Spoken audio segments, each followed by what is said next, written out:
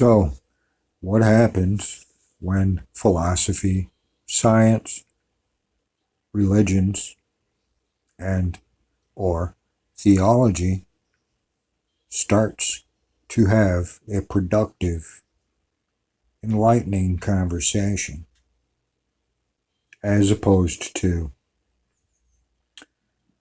a screaming for primacy past each other?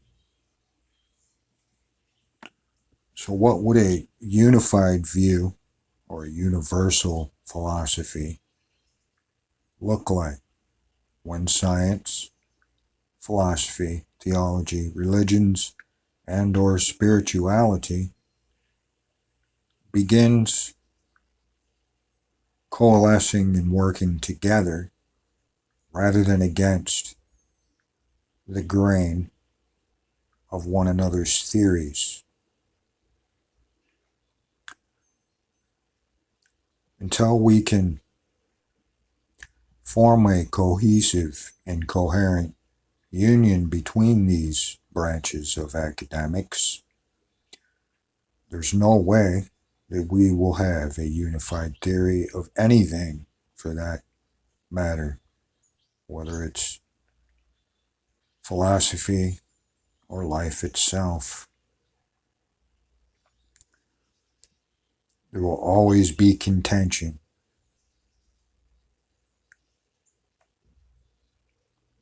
But how can we achieve a unified theory if we're not having the discussion? What can science learn from theology? What can theology learn from science? What can philosophy learn from both? I would say the phrase, united we stand, divided we fall, is perhaps more paramount than it ever has been, because it seems as though when things are falling apart, there exists also within that tension the potential for unity and order, divine order, rather than chaos. So the idea with the epic dialogue, and this is part 2 of the discussion, and I will be sharing some more information from some various resources and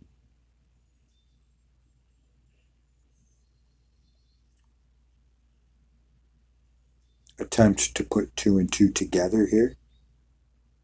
So how does philosophy, it's said that philosophy has the potential to be a bridge of communication between science and religions, spirituality, and or theologies, plural. I say that because there are indeed different branches of theology and specializations. Like, for instance, a difference between biblical theology and eco-theology, or perhaps philosophical theology and a systematic approach to the scriptures. Philosophy, as that large branch, can offer a bridge of coherence and understanding between the 2 branches of academics, rather than over competitive attitudes. I think is more bent towards unitive thinking.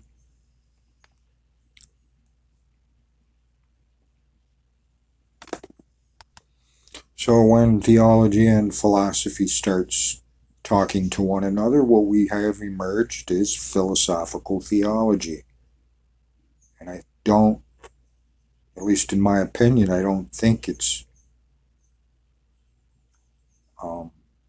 as important in some people's mind as it should be. So Wikipedia defines philosophical theology as follows. Philosophical theology is both a branch and form of theology in which philosophical methods are used in developing or analyzing theological concepts. Most people do not take the time to do that.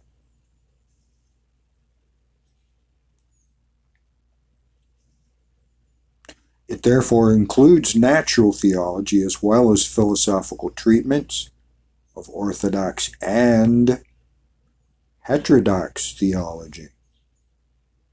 Philosophical theology is also closely related to the branch of philosophy of religion or religions. Definitions.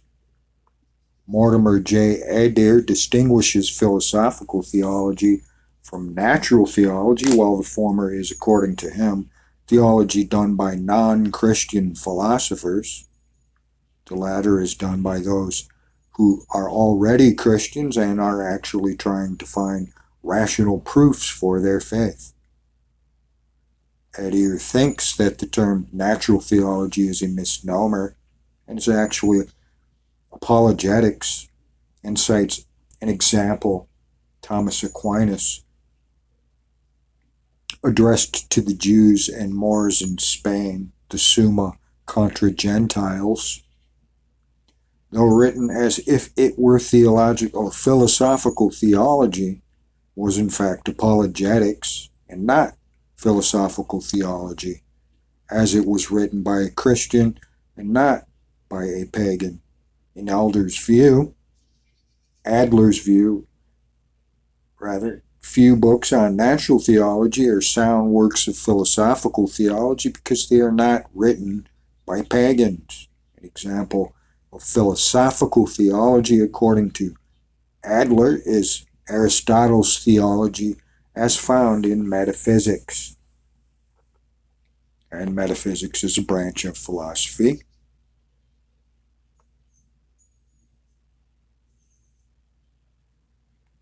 Contrary to Adler's view, Charles Taliaferro and Chad Meister think that doing philosophical theology may not be restricted by whether the doer is an insider to faith or not.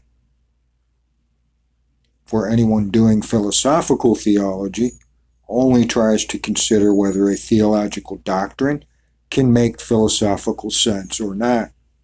But as Adler points it out, a pagan doing philosophical theology and coming to a theological conclusion has a different route than an insider using philosophy to examine or to seek to understand his faith. Yes, there is a definite demarcation between theology and philosophy. But philosophical theology tends to break down that barrier, not only between theology and philosophy, but also between religions themselves and spiritual traditions.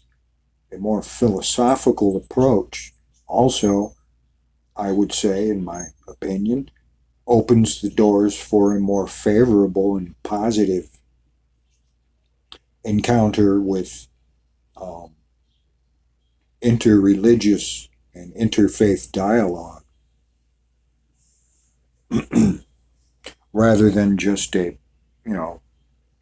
talking past one another, I'm right, you're wrong, debates, circular debates that seem to be going nowhere.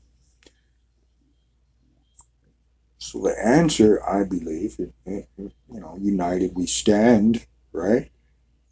So the idea behind a productive conversation between science, philosophy, and theology is important. The idea of a unified view is even more important, I think, as we enter a tumultuous 21st century.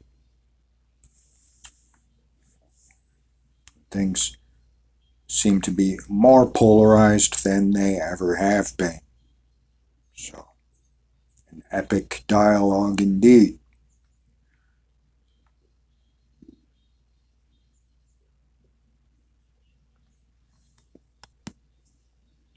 And from Religion Online, there's an article entitled Process Theology, which is actually a form of philosophical theology overall. This is entitled Process Theology in the Bible, How Science has Changed Our View of God. So, those who would read an article like this, you would probably need to have an open mind and consider what the author is actually saying, instead of listen to respond, listen to understand. And that's a part of the incoherence between the branches of academics as well. Over competitiveness, I think, and therefore lack of unity. So, here's an article by John B. Cobb Jr., a leading process theologian.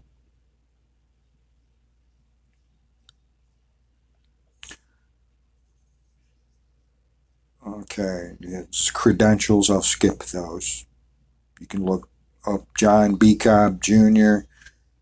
in your spare time if you like. Summary: Dr. Cobb lends processes theological concepts to those who systemize the teaching of the Bible, to those who consider contemporary thought as normative and access the Bible in that context, to those who give simplistic traditional understanding of the Bible, and to those searching the perplexities and mysteries of quantum thought.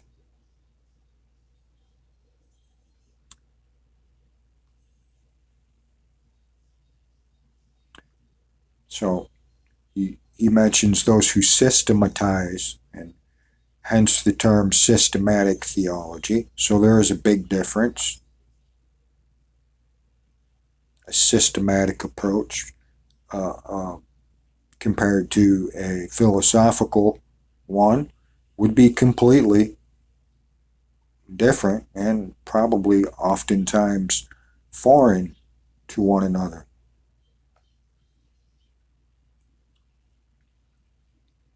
So, one, Christian theology is necessarily rooted in the Bible. Nevertheless, the role the Bible plays in theology varies greatly among theologies, plural. At one extreme are theologies that regard their task as systematizing the teaching of the Bible. At the other extreme are theologies that take the best of contemporary thought as normative and then explain what sense can be made of basic biblical ideas in this context. In other instances, the tradition, through the centuries, plays the primary role. Here it is assumed that the church's teaching is the responsible development of biblical teaching, but the task is not so much to check this assumption as to build on the tradition. Most theologies are not pure examples of any of these types. Those that systematize Bible teaching are usually influenced both by the ways this has been done in the tradition and by what seems credible today. Furthermore, Christians can hardly treat the Bible in a completely unhistorical way. Their treatment of the Jewish scriptures is influenced by the way these are dealt with in the New Testament, especially by Paul. Very few Christians believe that all the laws in the Pentateuch apply today. Only a few look to the Bible for understanding of the natural sciences. Theologians who take contemporary thought as normative are selective within that thought. They must be, since contemporary thought is very diverse. They select aspects of contemporary thought that are promising for connecting to the Bible. Often they hold that these aspects of contemporary thought have indeed been derived from the Bible, even if today this connection is often ignored. Further, most of these theologians who emphasize contemporary thought bring it into a dialectical relationship with the Bible. Similarly, those who build on traditions typically do so by adjusting traditional teachings to the new findings in history and sciences.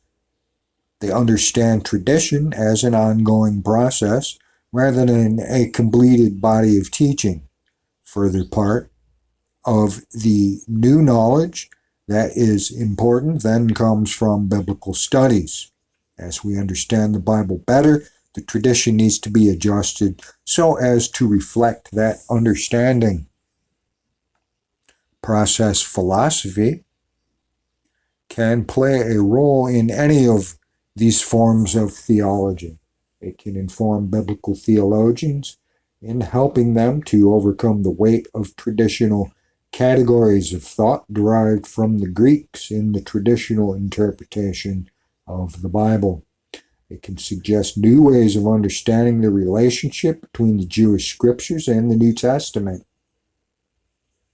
However, process thought is in tension with the idea that one consistent theology can emerge from the study of the Bible as a whole.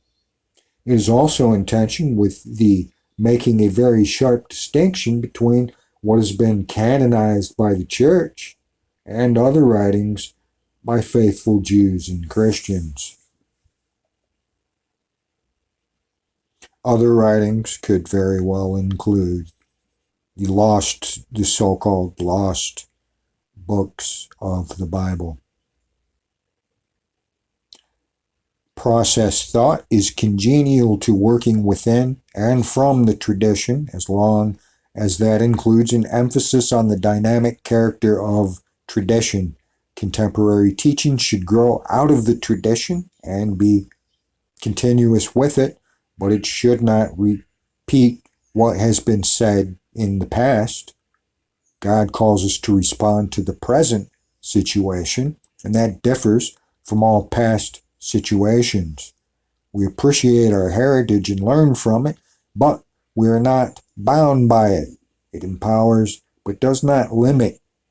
The best in our heritage points us toward the future rather than urging us to repeat the past. Process theology is most often associated with the other form of theology I identified above. It takes one type of contemporary thought as normative, that is, a particular stream of philosophy, process philosophy. Sometimes process theology is misidentified with what process philosophers have written about God and related topics. Since process theologians are heavily indebted to these writings, the confusion is understandable, all the more so because the philosophers in question do not hide the influence of Christian thought on their work. Nevertheless, the writings of philosophers on religious topics are better described as philosophy of religion. I understand theology in distinction from philosophy of religion to be intentionally Christian reflection about matters of importance. These matters include God, Jesus, the church, creation, salvation, and so forth, but they also include questions about how these beliefs are related to the human and natural sciences. Process philosophers may recognize the influence of Christian faith on their thought, but they do not try to think about all matters from a Christian perspective. The role of the Bible in their thought is incidental, but one who thinks intentionally from a Christian perspective faithfulness to the whole heritage, and especially to the Bible, is crucial. Process thought is employed in the service of theology out of the conviction that it illumines and facilitates the theological task. The choice of the process approach is itself a Christian decision.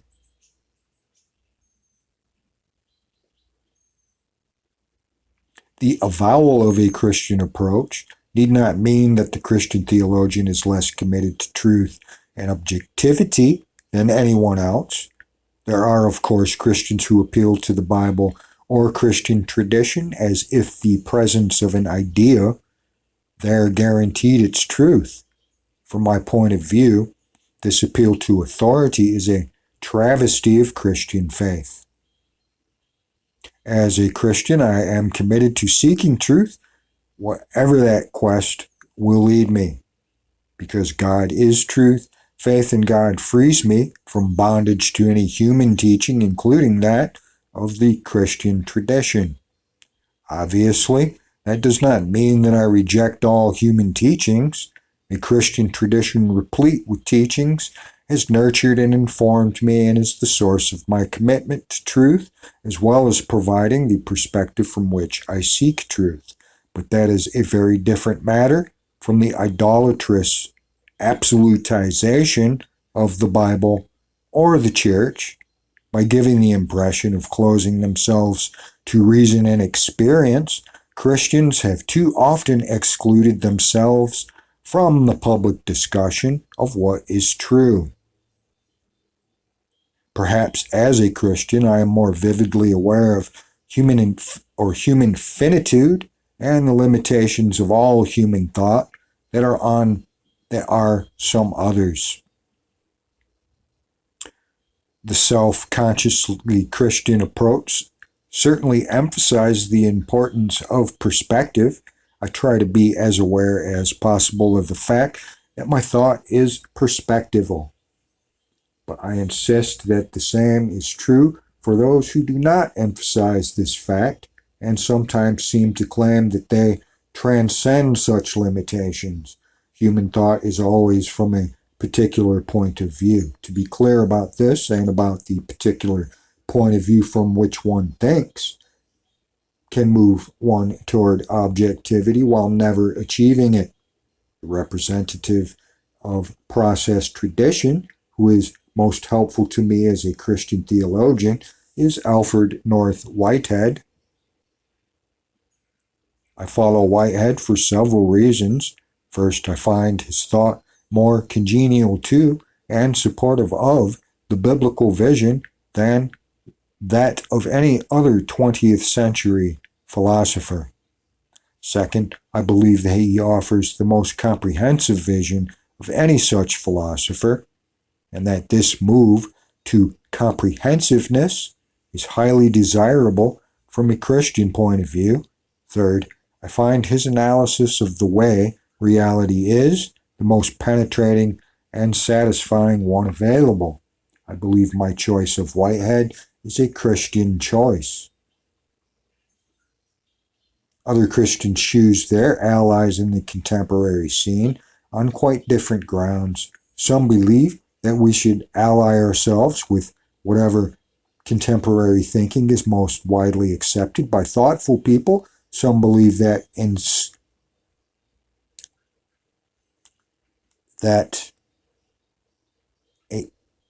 because reason has so often turned into an enemy of faith, we should ally ourselves with those movements that critique the claims of reason. Today, these two types of judgment tend to support and reinforce each other, since the intellectual community is engaged in deconstructing the reason so highly touted in the Enlightenment. For far more, leading theologians have allied themselves with analytic, post-liberal, and deconstructive movements in contemporary thought than with process philosophy. I will forbear to evaluate and discuss this choice and its consequences from my perspective. I will comment only that there are overlapping elements. The critique of the Enlightenment is shared by process thought and now dominant intellectual tradition. Perhaps the major difference is that whereas the dominant traditions see this critique as freeing theology to function as an independent discipline with little attention to the sciences, the process tradition sees this as an opportunity to reconstruct both theology and the sciences so as to bring them into a new synthesis. Of course, choosing the process tradition has extensive effects on my reading of the Bible and tradition and my understanding of their authority. I have suggested that above in an abstract way. I will now offer one central example. The Christian tradition from the 2nd century has attributed to God almightiness or omnipotence. By this it is meant usually that God, in fact, controls everything that happens. The alternative reading is that God can control everything that happens but chooses not to do so. Whitehead has a very different view of power. For him, the most significant form of power is not control, but influence. He emphasizes persuasion over against coercion. This is the kind of power that parents and teachers want to exercise in relation to students and youth. The resort to coercion reflects the failure of persuasion. Persuasion or influence empowers the one who is affected. Coercion disempowers. And I would add, often leads to the opposite results of intention, of what you intended, such as rebellion. With this understanding of power, the attribution to God of coercive power seems to be a mistake.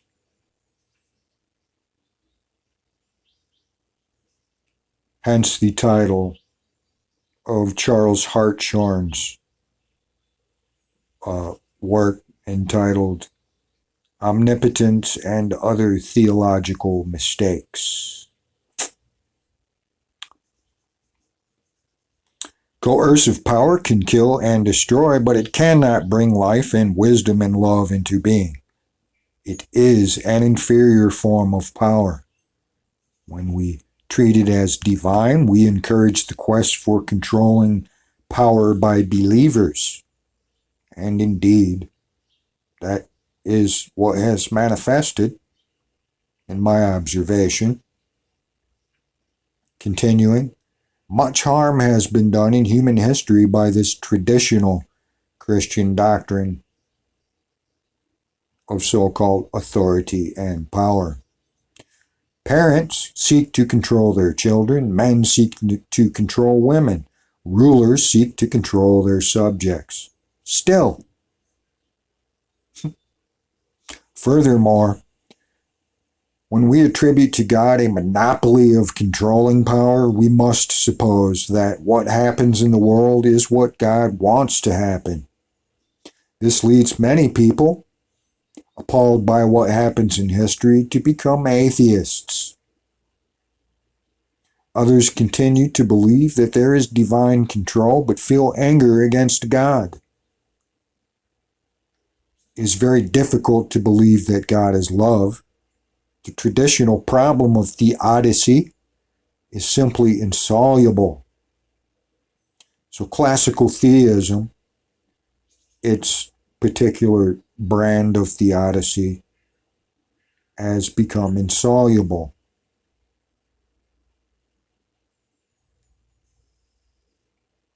That is, are dealing with the problem of evil. That's basically what theodicy is in a nutshell. Theodicy, D-I-C-Y. Continuing. Given this perspective, a process theologian looks again at Scripture. Does Scripture teach divine omnipotence of the type that has dominated the tradition? At first blush, the reader of the English translation will come to assume that it does. Over and over again in the very first books of the Bible, one finds reference to the Almighty, quote unquote, and to God Almighty. It takes a little research to find that this is quite arbitrary substitution for the proper name Shaddai or El Shaddai. The substitution reflects the fact that the Septuagint translators of the Bible did not like to use a proper name for God and assumed already that, or the belief that God is Almighty. It tells us nothing about the beliefs of the original authors, that Shaddai was originally thought to be omnipotent is extremely improbable.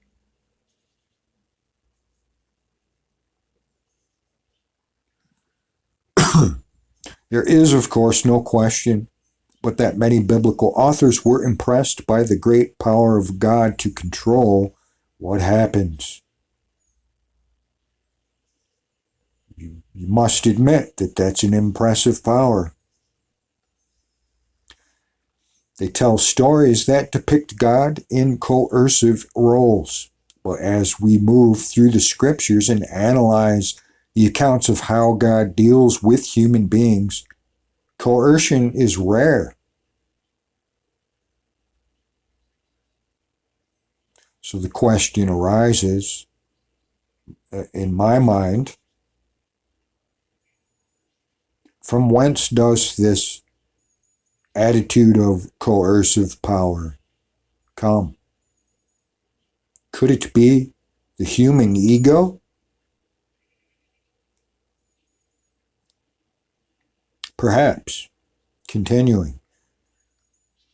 The far more common account is of God's call and human response. This response frequently involves resistance.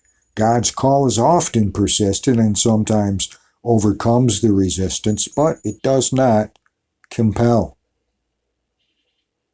It is not coercive in any way whatsoever. When we ask what kind of power is revealed in Jesus, coercion does not come to mind. When Jesus addresses God as Abba, or Father, the connotation is not Father Almighty of the Apostles' Creed. Basically, the power with which the Gospels confront us is the power of love. Paul sees God's power revealed in what the world considers weakness. Christ himself said, "My power is perfected in weakness. My grace is sufficient for you." When one reads the tradition with this sensitivity, one also finds that many theologians have emphasized persuasion and the human responsibility persuasion calls into being, far more than coercion. John Cobb states, "I am a Methodist, and I rejoice at the overwhelming primacy of persuasion in Wesley's understanding of God's dealing with the world. Nevertheless, controlling power has dominated the imagination of the church despite its peripheral role in the Bible. In our liturgies, we repeatedly address Almighty God. When we substitute another word for God, it is most commonly the Almighty. To reject this image of God is a radical theological act, considering what the norm has been.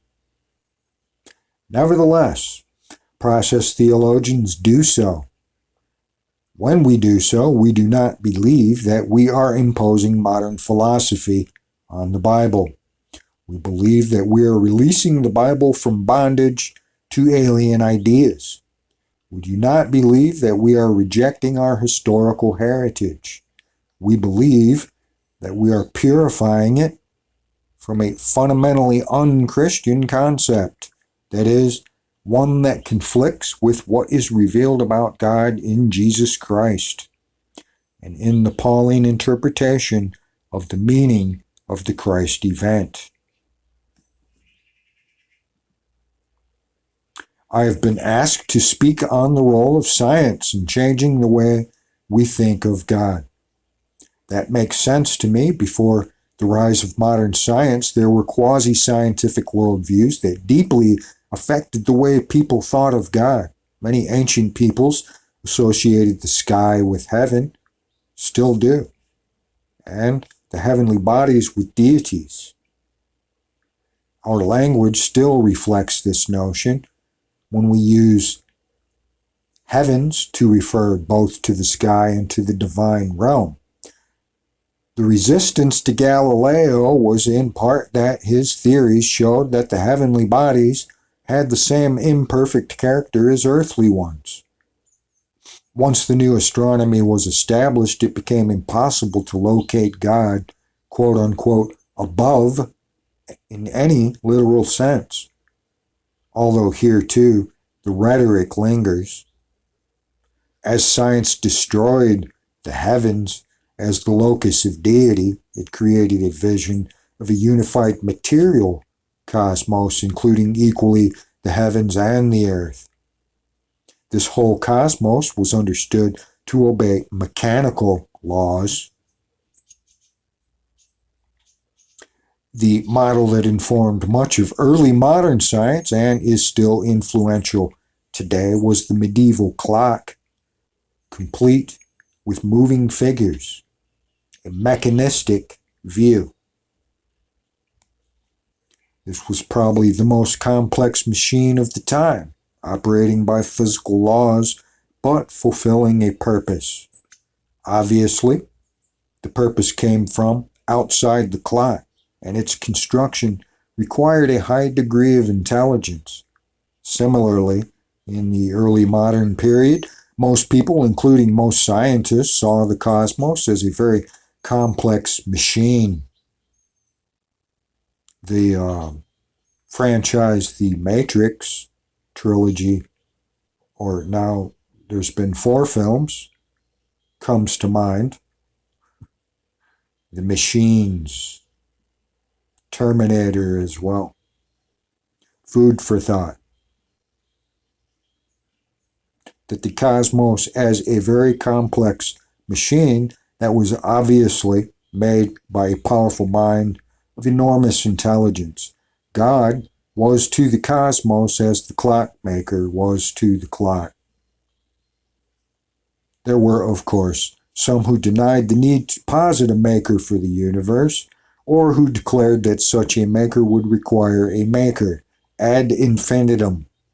Nevertheless, well into the 20th century, the scientific worldview seemed to most people in the English-speaking world to support belief in this kind of God, as long as it was assumed that the world that originally came into being was much like our present world, with human beings coming into existence abruptly in their present form. It was hard to think of origins in terms of chance and necessity. Cosmic purpose was required.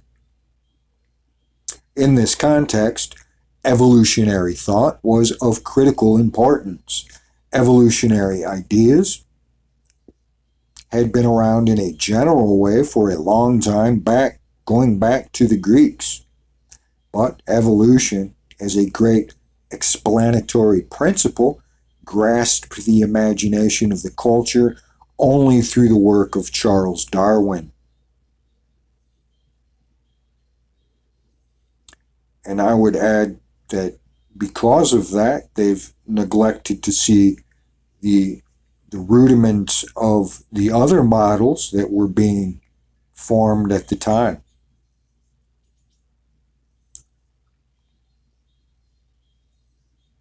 Which indeed led to the direct communication between philosophy, science, and religions. or theology. So we have that, unfortunately, and that's where things have become stagnant in each branch of academics. One reason being, in my estimation and opinion, is that they were never meant to be an island. They were meant for a synthesis and a working together towards a unified theory. I believe that is what we have been working towards as a species, whether we have realized it or not.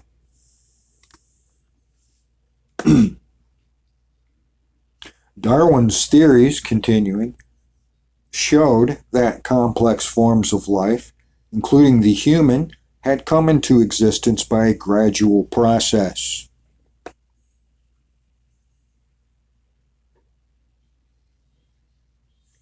Over very long periods of time. What was originally created was something much, much simpler, although Darwin himself seems to have retained a role for God in the origination of this simpler world. The need for God as creator was now far less compelling.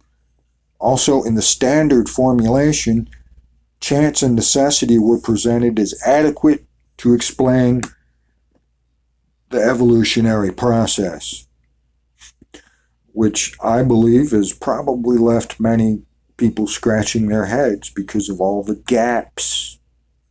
For many people, including most scientists, this theory did away with the need of God as an explanatory hypothesis.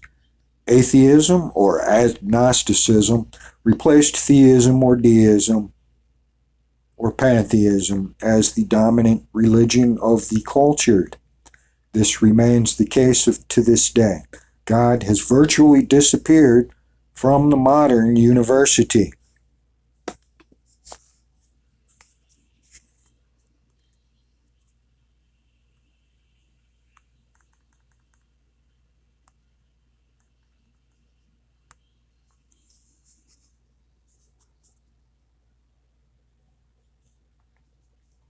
Of course, the reasons for believing in God had never been limited to the theoretical need of a creator. Long before the rise of modern science, other lines of thought had developed. These include metaphysical analysis.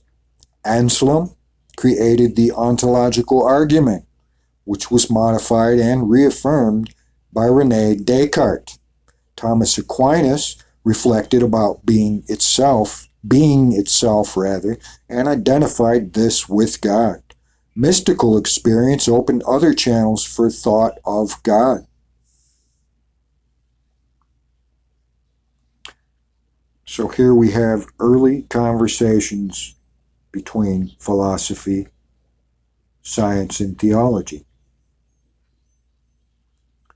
When the argument from creation to creator had begun to lose convincing power, even before the rise of modern evolutionary thinking, Immanuel Kant proposed that we think of God in relation to our ethical experience rather than cosmology. German idealists located God in the transcendental ground of human experience. Kierkegaard had argued for a leap of faith that did not need rational warrant in any ordinary sense. Some have argued that belief in God is a supernatural gift of God, not depending on any achievement of human reason. And I would agree, the Bible teaches that faith is a gift from God. The modern shift of the discussion of God from cosmology to metaphysics, mystical experience, morality, and supra-rational grounds itself reflects developments in scientific cosmology.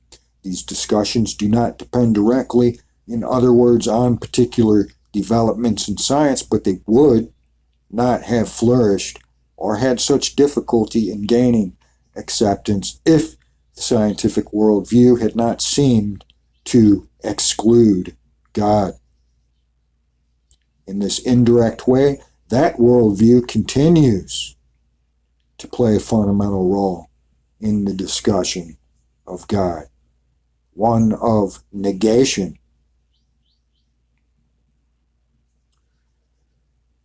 And at that point, playing dice with God is probably not a good idea, especially if one concludes that God does indeed exist. What would be God's response to mortal man, or a collective portion of mortal humans, want to kill him or pretend like he doesn't exist? If God is indeed real in any sense of the word.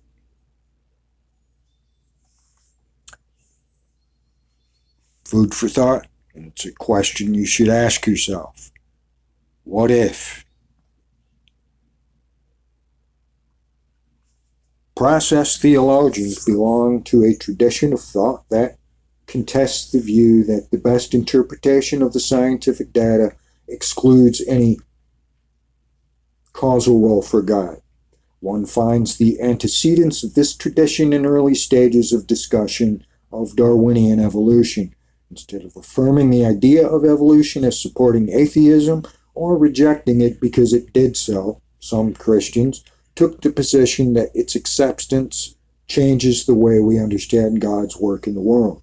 Instead of viewing creation as a one-time act in the beginning, one could focus on the ongoing creative work of God, which is exactly what Whitehead's process philosophy does.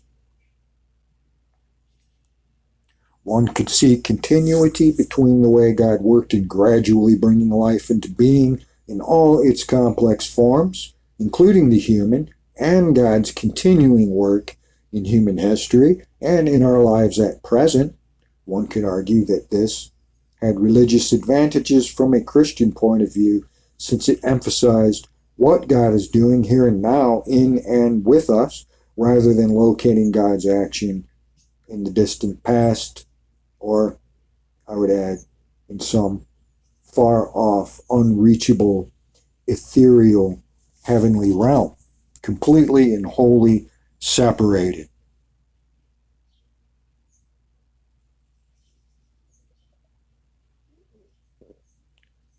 This way of thinking helped many to reconcile science and religion, at least superficially. The problem is that for intellectual rigor, this tradition requires a critique of the dominant formulation of evolutionary theory. According to the dominant formulation, proposed purpose is wholly excluded. A random natural selection and chance. Right. Everything happens by chance and necessity. No place is left for God. Some theists have accepted this challenge, arguing that it is the mechanistic assumptions of modern science rather than an empirical data that leads to this conclusion. This is the position of process theologians. We believe that all living things have purposes, largely unconscious, but still influential. Living things are not to be conceived as complex machines, objects, things, substances. Few people really believe that they themselves are complex machines with no purposes. Unless, of course, you're a robot, perhaps. But if human beings are a product of the evolutionary process, why do we suppose that the earlier participants in this process were wholly unlike us? That seems contrary to the whole implication of any theory of evolution. Instead of understanding evolution entirely in terms of our notions of the actions of material atoms, we should understand it also in terms of the character of what it has produced in us. We believe that the actual data support the view that the creatures that evolved had many of the characteristics we find within ourselves. We believe that without their efforts to survive and adjust and make use of their environment to these ends, no evolution would have occurred. We believe that animals employed intelligence in these efforts. We believe that we can find the emergence of cultural elements in some animal species, that these cultural elements affect their evolution.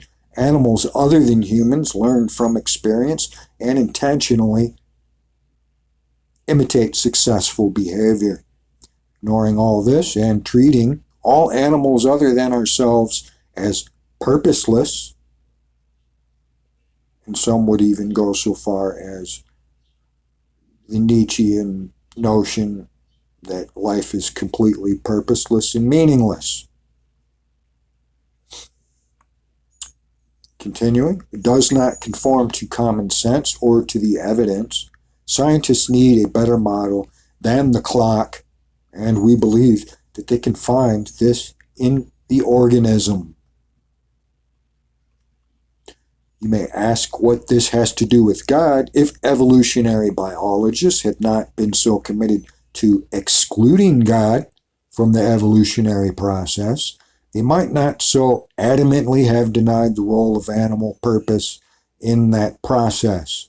If they could be sure that allowing a role for animal purpose would not open the door to theism, many might be willing to do so, but process theologians cannot offer them that assurance. We believe that human purpose is possible only because of God. Real purpose aims at that which now is not. It cannot be explained in mechanistic or more broadly deterministic terms as the outcome of the causality of the past.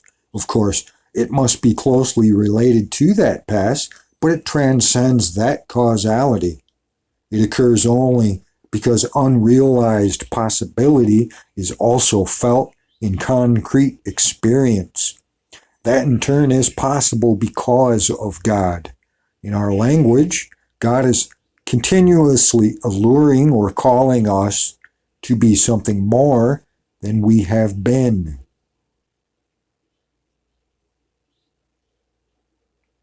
Most of what God is doing in our experience, just like most of the causal efficacy of the brain, is quite unconscious.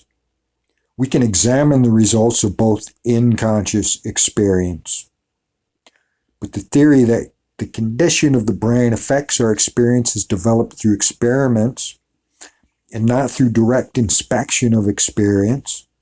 This is true even of the causal efficacy of bodily events in general upon us. The objects of vision and hearing dominate our conscious experience, and these are not found within the body, yet immediate conscious experience does testify, albeit vaguely, to its bodily origins. Similarly, the primal purposiveness that pervades experience is rarely objectified or reflected upon within the experience. Any awareness of its source or origin is vague indeed. Nevertheless, we can, through analysis, recognize that without the pervasive presence of purposiveness, experience would be very different indeed, and we can see that this does not arise in the same way as the data of vision and hearing.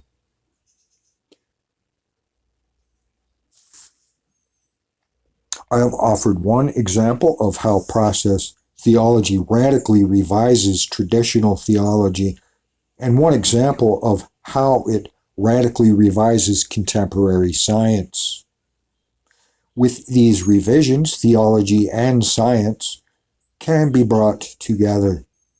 Contemporary science provides a picture of the world that is hard indeed to reconcile with an omnipotent God who controls or could control all that happens.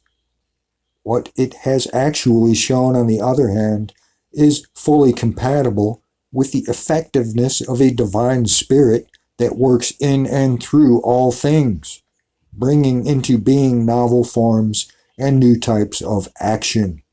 The Bible can be read as coming to its climax in an understanding of a God whose work in the world is always an expression of love rather than force.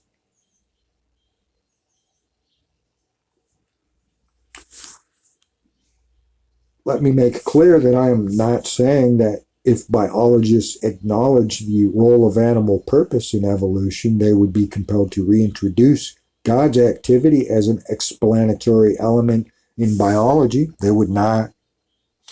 There would be no difficulty in stopping with the fact and reality of animal purpose and its role in evolution. The metaphysical source of that purposiveness will not affect the scientific theory. However, the theoretical formulation of evolutionary theory would no longer systematically exclude a theological explanation. And that is precisely the point.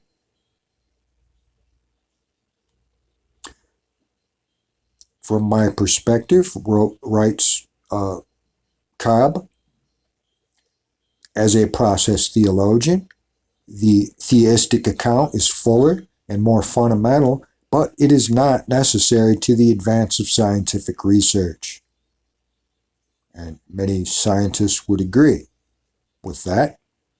All that I claim is that a view of God that is coherent with both science and the Bible could be affirmed. I believe this would be a significant gain. Many theologians have undertaken to revise traditional Christian teachings. In this respect, process theology is a part of the much larger theological community. But most of its associates in this respect have felt that they must leave the scientists alone to formulate the conclusions and implications of their disciplines. A few feminists have challenged the way scientists do this. Process theology supports them, but probably goes farther than any other theological school in this challenge. And if that be the case, then it only is right that process take the forefront. The relation to science of process theology, including its doctrine of God, is two-sided. First, process theology intends to be completely open to what the sciences can teach us about the world. Second, it is critical of the worldview that developed with modern science and which is still extensively influential in the actual work of most scientists. I would say that is rightly termed as scientism, which is a view that says only in science do we have a proper view of quote-unquote reality or an accurate assessment of what reality is. This second point means that openness to what sciences can teach us does not lead to acceptance of the way most scientists present their findings. The distinction between findings and formulations is not always easy to make, but for process theology, it is very important. I hope that my example of evolutionary theory helps to clarify this distinction and to show its importance. In this concluding section, I want to illustrate again the two aspects of the relationship to science.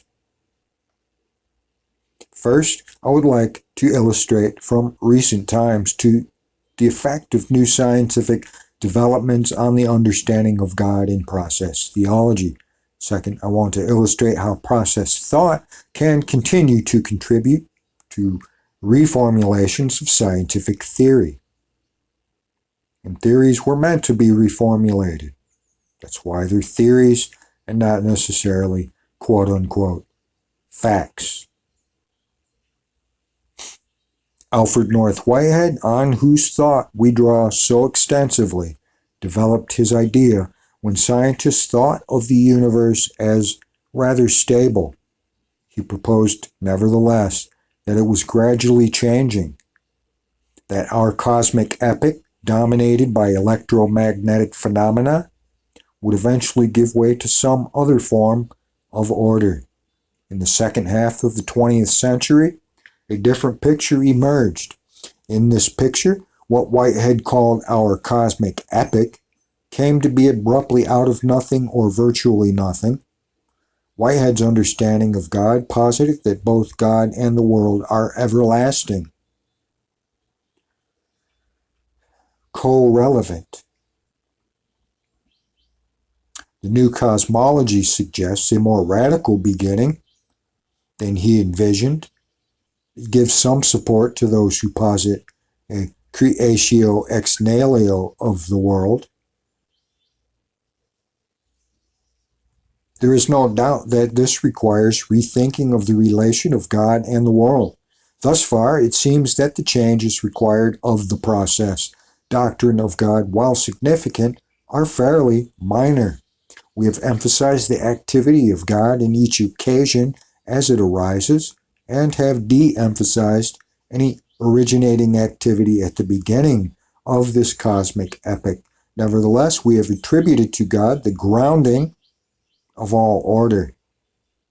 For process theology, it is important to show that the nothing out of which the Big Bang occurred was not simply nothing or absolutely nothing. Many physicists grant this possibility, and some even seem to assume it. The nothing can be understood as what Whitehead calls, quote unquote, empty space.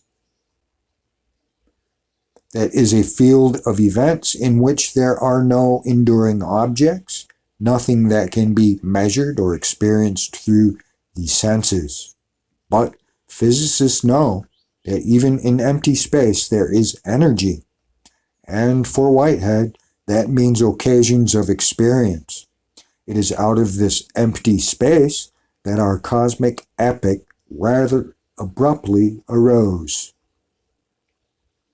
We now need to place more emphasis than before on God's establishment of the grounds of order. Physicists marvel that the physical constants are so finely tuned to the requirements of life. There is more reason now than when Whitehead wrote to understand the establishment of these constants as a divine act. The idea of one cosmic epoch evolving into another must give way to more dramatic ideas of beginnings and endings. This is a significant change in our thinking about God. Incidentally, reflection about the origins of our cosmos is far from settled. As this reflection changes, our thinking about God also change. Or it should. It may also be that from the process perspective, we can make suggestions about the formulation of new theories. Indeed, I have described above a Whiteheadian account of empty space to supersede an idea of pure nothingness, creation ex nihilo, nothingness as preceding the Big Bang, but chiefly we are dependent on the development of further evidence. The theological enterprise of criticizing scientific formulations would have little prospect for success if it were not that scientists themselves have come to recognize the limits of the concepts they have employed during the past 3 centuries. There is more interest among physicists in process philosophy now than ever in the past. To understand this and its impact on the doctrine of God, I need to remind you briefly of the 20th century developments. Currently, physical theory is in flux, and the proposal of process categories to replace the mechanistic ones is a reasonable contribution to the discussion. Since those process categories have been connected with ideas of God inspired by the Bible, process theologians believe there is a chance in the 21st century to bring the long separated parts of human understanding into a new, coherent relationship. We assume that in the course of this discussion, theology, including process theology, and its understanding of God, will continue to be modified. It is a work in progress, as is everything. Although some developments in the 19th century physics were in tension with the mechanistic model employed in their interpretation, this was little noticed. There was indeed a sense that the natural sciences were completing their task of explaining everything in terms of their model. Some wondered whether what remained to be done would be sufficiently challenging to warrant the choice of science as a life work. In the early 20th century, the situation changed dramatically. The study of subatomic entities could not be made to fit with the existing scientific worldview. Relativity theory showed that the established notions of time and space must be radically rethought. The great majority of physicists have continued to employ in these new areas of study the categories they had used so successfully in the previous centuries. These categories are substantialist. They derive from objects of sight and touch, understood to endure through time. Since process thought is defined by its rejection of this metaphysics and development of an alternative one, I need to explain this somewhat more clearly. Illustration is probably the best form of explanation. Let us ask ourselves, what are the kinds of things of whose existence we are most confident? Probably you will think of sticks and stones, chairs and tables, trees, and human bodies. Most philosophers have done so, and this kind of thinking has dominated the West. Science wants not only to observe and categorize these objects, but also to analyze them into their parts.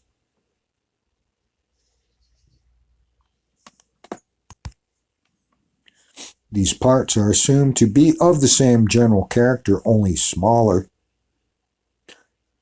From the Greeks on, it seemed that one could break up any of these objects into parts, and these parts into their parts. Eventually, however, one would come to an object that was no longer divisible. For this reason, this object of speculative thought was called an atom, A-T-O-M, meaning that which could not be divided. The atom was the substance par excellence, into which all compound substances could be analyzed. Some of the Greeks speculated that the whole world is composed of such atoms, that they do not change in themselves, but that they are in motion relative to one another. It is the various ways these come together that make up the material bodies that we see and touch. Many modern scientists adopted this world picture. They were convinced that all things are composed of matter in motion and that the laws of physics control this motion. They believed that they had discovered the indivisible entities posited by Greek theory and accordingly named these entities atoms. In principle, they thought, if one could know the location and motion of each atom and at a particular point in time, one could predict all subsequent events. This vision was disrupted by some extent by the discovery that what were called atoms were in fact divisible. Their division opened up for a study a whole array of subatomic entities. In itself, this would have had minor philosophical consequences if the subatomic entities could be understood as smaller exemplars of the sorts of entities that physicists had been studying. The perception that this would be The case expressed itself and still expresses itself in the widespread use of the notion of the particle-to-identity subatomic entities, or to identify rather. The real problem was that these particles did not behave as particles should. It turned out that much of their behavior could be better interpreted if one brought to bear another category developed in the substantialist context, that is, the category of a wave. This is derived from movements on the surface of water and turns out to be applicable in many other areas, but it was assumed that ultimately a wave could be analyzed, like anything else, in terms of the movement of atoms. Unfortunately for these assumptions, it seemed that the individual subatomic entities often behave like waves instead of in the way a particle should behave, rather. These entities could not then be viewed as substantial atoms. The hold of substantialist metaphysics was so strong that when the substantialist concepts failed to describe the subatomic entities, most science inclined to the view that no conceptual grasp is possible. These entities must be treated for some purposes as particles and for other purposes as waves. We must learn to be satisfied without the kind of understanding that science had previously sought. Science redefined itself and its task in terms of successful prediction of outcomes rather than expanding human understanding of nature, since employing alternatively the mathematics associated with particles and that associated with waves has led to a vast expansion of information about the subatomic world. Many scientists have come to regard this new approach as satisfactory and adequate. The change in the understanding of science has encouraged the larger intellectual community to give up any effort at coherent, comprehensive understanding and to accept as ultimate the fragmentation of disciplines and thus of knowledge.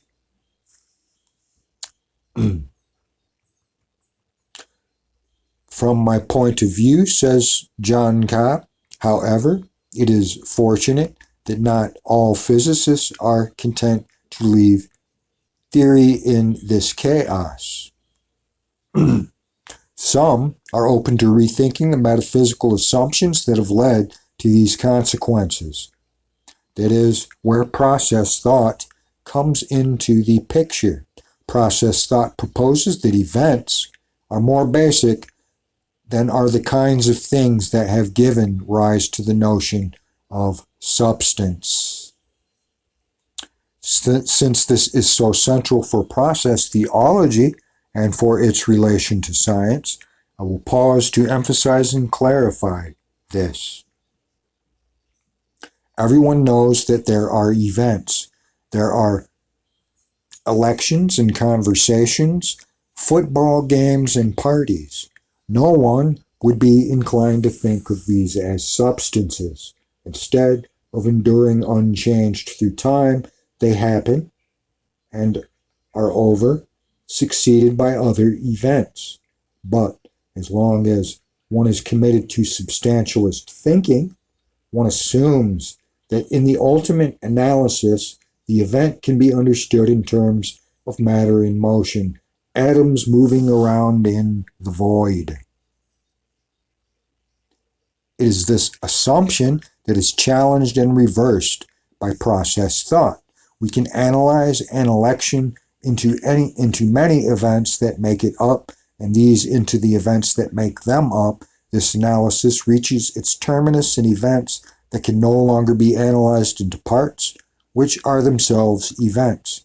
We may call these unitary events, or to follow the Greeks, atomic events. In the case of the conversation, the most important of these unitary events will turn out to be momentary human experiences. Of course, many of these unitary events will be more purely physical. These will be events in human bodies, but also in the inanimate world. The question is whether these should be analyzed in terms of matter in motion. The failure of this project at the subatomic level suggests that they should not. We should identify those entities at this level that cannot be further analyzed as unitary events. This means that instead of analyzing events into matter in motion, we analyze matter and motion in terms of the field of events. And what could potentially be observed as fields of energy. This is the metaphysical reversal that process thought proposes. It has not gained a wide following, but it offers many advantages, partly because our language is so deeply rooted in substance thinking. The shift to event thinking is very difficult. I do not expect to convert you through these few comments, but I hope that I can suggest to you that this may be worth thinking about. In the version of process thought to which most process theologians subscribe, that especially influenced by Whitehead, the unitary or atomic events are understood to be occasions of experience. Every occasion is something for itself as well as something for others. Each comes into existence out of a world of completed events and contributes itself to the world of future events.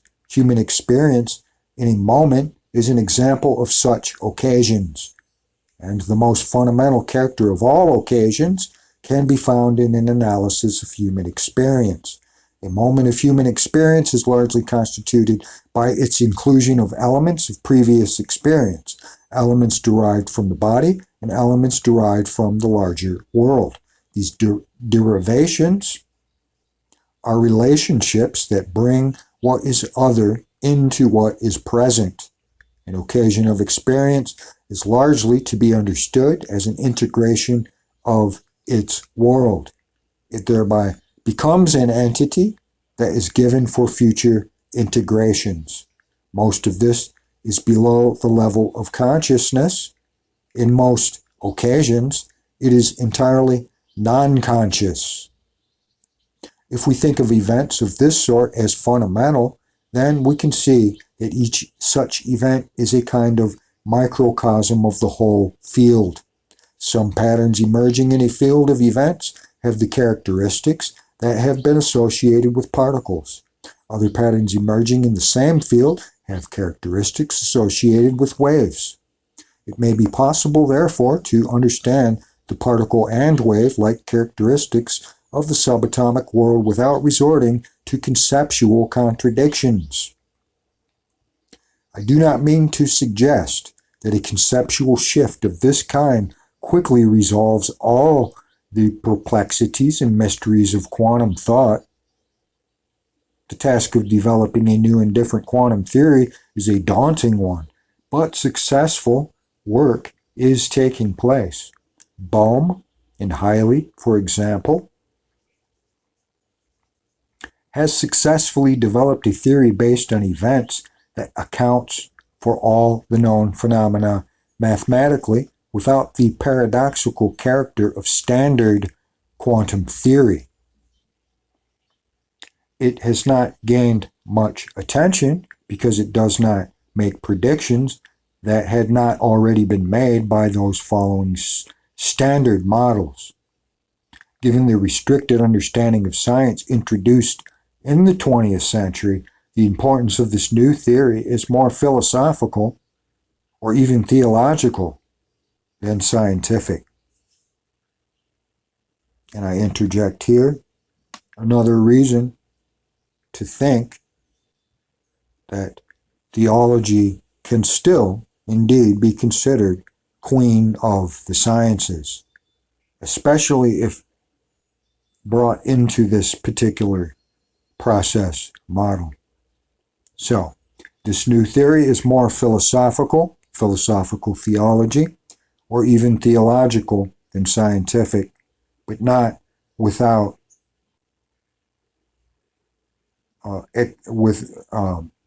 which includes the scientific in its overall view and does not reject most scientific, mainline scientific discoveries concerning the processes of evolutionary science, which is what creation science ambiguously seems to do. Concluding, but, says Mr. Cobb, since most philosophers and theologians have cut themselves off from science, few outside the process group pay much attention. Nevertheless, the possibility of a coherent quantum theory based on process thought is, in principle, important for the project of recovering a comprehensive vision in which a biblical understanding of God finds an important role. That is a project to which process theologians continue to give sustained support. And that said, in conclusion and a passing thought, process theology, a panentheistic metaphysic, has the capacity to perhaps ferment and to grow the seed of a Christian pluralist perspective or model. And the idea of Christian pluralism, as well as more productive interfaith dialogue, is more compatible with the process model and panentheistic type of metaphysic, as it tends to see the bigger picture, aside from the exclusivist mindsets and theological models that have arisen over the centuries.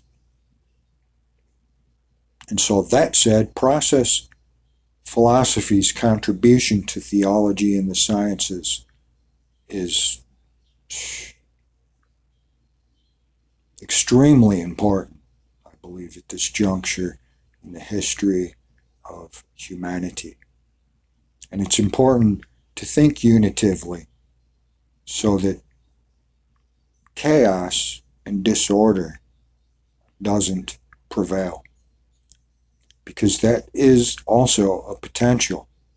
Things could go downhill real quick in this universe if, the one thing is out of whack in what we have observed in the past as being simply a clock or a machine. With the machine, there's a ghost in the machine, apparently. And I think that process theology is that ghost, if you will. So that said, I thank you for listening, and I'll probably have more readings and some articles on the subject. I don't want to veer off the subject too much without fully contemplating what we're speaking of. So that said, I thank you for listening. That was Process Theology and the Bible, How Science Has Changed Our View of God, by theologian, philosopher John B. Cobb, Jr., head of Center for Process Theologies or Studies, rather, Center for Process Studies, and the Cobb Institute. And you can get more information on this worldview from those organizations as well. I'll leave the link to this reading in the description if you would like to read it or to have it for your research papers.